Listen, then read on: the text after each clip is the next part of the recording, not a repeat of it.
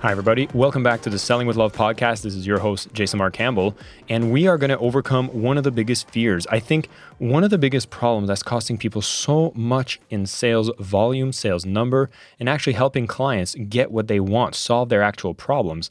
And this is the question of following up. Now, I had the conversation with Alec Octopus. If you've listened to that episode a couple of weeks ago, this was one of the things people were giving me so much feedback on is understanding how undervalued following up is. And, I've been there and I still am there sometimes where I'm going through my list of people I might want to follow up with, or I've reached out, they said, oh, talk to me at a later time. And as such, I'm looking at the list and maybe I talked to them a month ago and I'm wondering, should I follow up now? Are they going to think I'm annoying? Am I going to be bothersome? Am I going to be like one of those people? And so as such, I'm like hesitating, I'm waiting, and then I say, maybe I'll do it in another week. And so I'll push off the activity maybe to another week when I realize that this is just noise in our heads. And if you've ever been in that situation where you have some follow-ups to do and we seem to delay this activity, there seems to be emotions coming up, maybe fear, anxiety, but the worst is that it causes this level of hesitation. If there's anything that slows down our progress in business is when we have sales hesitation, thinking that all these fears we have in our head are going to come true when we go and quote unquote bother these people. I have this one time when I was working as a telephone salesperson, there was this one lady that I called, didn't answer, and then I called back, I left a voice note, I called back, they answered, I went through my sales script at the time, and they said, I'm not ready to put my house for sale, so can you call back in 6 months? And then I would call back in 3, no answer. Then I'd call again, left a voicemail. All in all, I ended up following up with this lady 27 times. Finally, on the 27th time, this person actually decided to allow the realtor to go do a home evaluation, and they decided right then and there to put their house on the market with this realtor. And when the realtor asked them, why did you decide to do business with us? They said, well, you had this one guy call me 20 some times. And I realized if you're this persistent on following up with people to list their house with them, I know you're going to be working really hard to sell my home as well. And so as such, it was very interesting how all the excuses in my head actually meant nothing when it was true that what I was trying to create is value, provide massive value to this client, because I did know that the people that listed their home with the company that I was representing at the time were truly being served adequately when they listed their homes with us. So I was persistent. I was following up. And this is always an event in my life that I use as an anchor when I have follow-up hesitancy, because I realize how valuable it is that we are persistent, that we do care enough about the transformation, and we do what is necessary to follow up. I'm on this website, zoominfo.com. They have amazing statistics. I'll put a link in the show notes if you want to have more reasons to see why following up is so important. Let me read you a few of the statistics that are really important. Check this out. Did you know that 50% of sales happen after the 5th contact point, right? 5 contact point. But here's another stat against this, which is the average sales representative only makes 2 attempts to reach a prospect. So you can see how you could be underperforming in your business, because most sales reps, we only make 2 attempts and then we're like, yeah, if they didn't pay attention after 2 times, they probably don't have any interest in our product and services. But have a look at even how we respond to our emails, right? Like, you will have something that's important to you. You'll receive an email about it. You'll park it. You might forget about it. We get hundreds more. And we realize that we do not keep every sales conversation front of mind. When someone's trying to sell us something that we actually need, we're not always thinking about it, but as the seller, we think every single piece of communication we send out is being scrutinized, analyzed, and the person's like, oh my God, I can't believe they followed up after only so many days. We need to capture their attention, right? Here's another interesting statistic. 44% of salespeople give up after 1 follow-up. Like, you just did 1 and people give up. Look at this. 75% of online buyers want to receive between 2 to 4 phone calls before a company gives up. 12% would like a company to try as many times as it takes to get a hold of them. So they want to be pursued and they want to see that the company cares to actually earn their business. Again, After the fourth call, 92% of salespeople give up after no sales, when 60% of customers, they'll say no 4 times before saying yes. So all the statistics show that as salespeople, we don't follow up enough. And as customers, we want to have more touch points. So in here lies an amazing opportunity for you to take this and not think, oh my God, I don't know if I'm bothering them, but rather realize that, hey, follow-up is essential. Most of my problems might not be because I'm not generating enough leads. It's probably because I'm not putting enough attention to the leads I've got. And so here's some powerful tips I'd love to share with you to take home, to implement right away whenever you want to have a great follow-up system within your business, okay? So tip number 1, if you're on a sales call and you didn't have the person make the purchase right then and there, and they ask you to follow up, or they say they're not ready at this time, you always want to include, is it okay to follow up at a later time? Always ask the permission to follow up at the end of a sales call that might not have resulted in a sale, because you'll always have an attempt to sell later. Statistics, which I'm going to pull from nowhere, but it seems to come from my deep memory, so go with me on this one. About 8% of the people we talk to are looking to buy right away. About 20% are not going to be even interested in your solution. And the rest of that percentage is only waiting to do a solution at a later time. So if we're just trying to squeeze the sale right then and there and forget anyone who doesn't buy immediately, we're leaving out the majority of the people who might want to buy later down. So when you end the conversation, it's not a dead lead.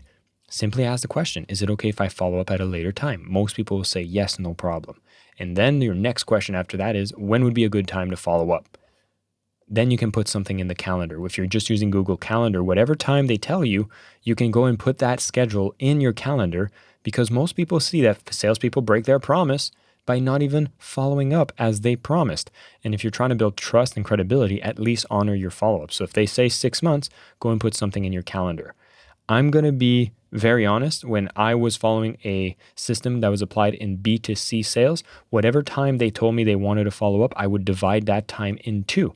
Because if they're going to be considering making the purchase in 6 months, they'll start thinking about it in half that time. So I would make sure to start my follow-ups at half the time they'd overtold me.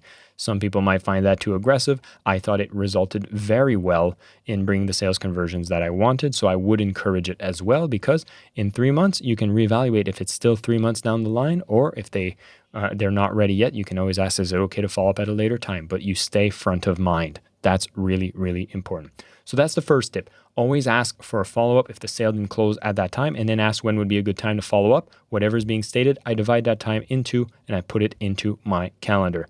Now, even more than that is I actually use a tool. And for those of you who are part of the Facebook community, I'm going to share the exact tool and process that I use to do my follow-ups automatically. So I don't even need to think about it. I didn't need to put them in the calendar.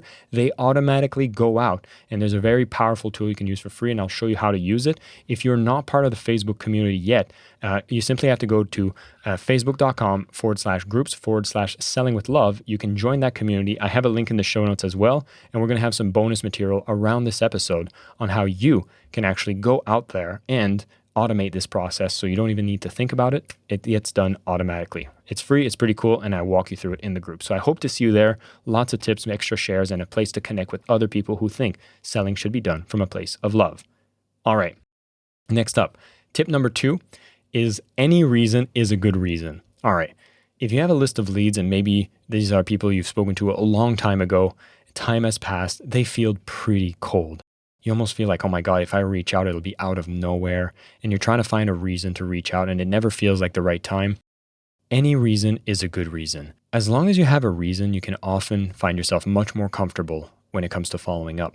And, there's some organizations, they would basically just say it's the start of the month. Hey, January just started, and as such, I was thinking about you. We hadn't talked in a long time, so I thought it'd be a good time to see, are you still looking into, helping yourself with sales solutions? Are you looking to train your sales staff? Are you trying to overcome sales blocks?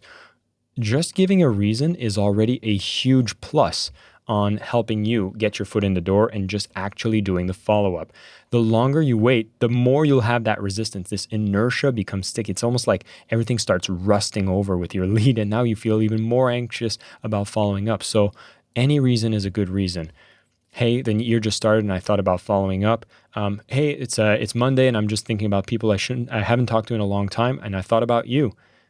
whatever your honest reason is that, hey, I was doing a follow-up on a lot of people I haven't talked to in a long time, so I thought about you and I wanted to touch base. Find yourself a reason. If you give a quick reason, it actually makes the good icebreaker for you to actually follow up. But if you add that reason, it often just helps you get over your own fear and you can finally do your follow-up, which brings me to the third tip I want to share, which is conversion often doesn't need to be comfortable. If you're waiting for things to feel right when it comes to following up or doing your sales activity, see, when a new lead comes in, it's often a lot more exciting. You have it in the calendar. You're like, yes, this is a fresh lead. But, we don't need to wait till I know when it's going to be the right time to follow up. As I said on tip number 2, any reason's a good reason. And it's not about waiting to feel things to be right. It's about doing it right away. Like if you know you have a series of leads that you could do a touch point, you could reach out, then schedule it, do it. You don't need to wait till you feel right, because the fact of the matter is this is not necessarily ever going to be something that feels right. It's just something you got to get done. So when you want to go and convert, you want to increase your sales, it's not something that you're going to wait for the perfect, comfortable moment. Just go and do it. And then you'll be surprised that you're getting more contact points. You're maybe scheduling some phone calls. You're making some extra sales from leads you might have thought of giving up on. But just as the statistics have said, there's so much more touch points you can do to bring so much more business out of existing contacts that you have. And I'm hoping that by listening to this episode, you can already think of a ton of people you might have talked to in the last year that you might not have talked to recently, which now with the start of the year could be a really good time to follow up. So what can we do right now? Well, take that list. It's almost the middle of January 2023 right now. I think that's a perfect reason to follow up right now. So you could say, Happy New Year. I know I'm a little late, but I was just thinking of people that were looking for my product and services that I hadn't talked to in a long time, so I thought of you. Have you been looking to do XYZ? And I'd love to know what results you've gotten from just doing that. And of course, if you are in the Facebook community, that is the place where we share, we connect, and we get to have even more content on how you can automate a lot of your follow-ups. We're going to be doing that episode right now as I'm recording this. They're watching the live stream. So I'm hoping to see you into that community. And again, go out there and keep selling with love.